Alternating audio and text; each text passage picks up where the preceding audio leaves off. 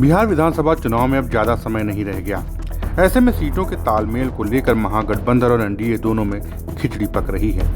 महागठबंधन में जहां लगातार बैठक हो रही है, तो एनडीए के कई नेता यह कह रहे हैं कि सीटों के बंटवारे में कोई परेशानी नहीं होने वाली।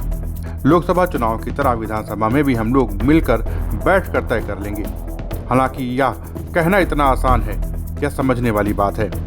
यह अलग बात है कि गठबंधन में सभी दलों को ज्यादा से ज्यादा सीटों की चाहत होती है, लेकिन एनडीए में जो फार्मूला बीजेपी और जेडीयू बनाने की फिराक में है, क्या उस पर चिराग पासवान और मांझी सहमत होंगे? यह बड़ा सवाल उठने लगा है।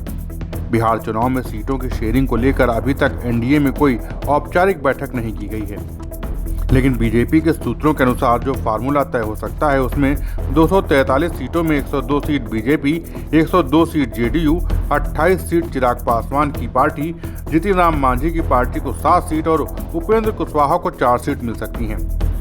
वहीं अब कहा यह भी जा रहा है कि अगर चिराग पासवान नहीं माने तो जेडीयू और बीजेपी की एक सीट घट सकती है और चिराग को 30 सीट दी जा सकती है।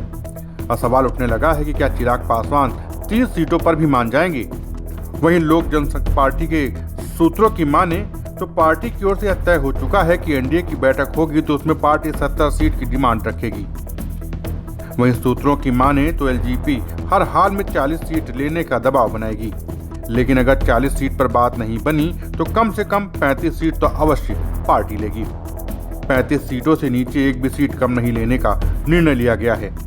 कहा जा रहा है कि 35 सीट से नीचे हम लोग नहीं मानेंगे, उसके लिए कुछ भी करना पड़े। अगर चिराग पासवान की पार्टी का दावा बरकरार रहा तो निश्चित तौर पर एनडीए में कुछ सीटों के लिए खींचतान हो सकती है।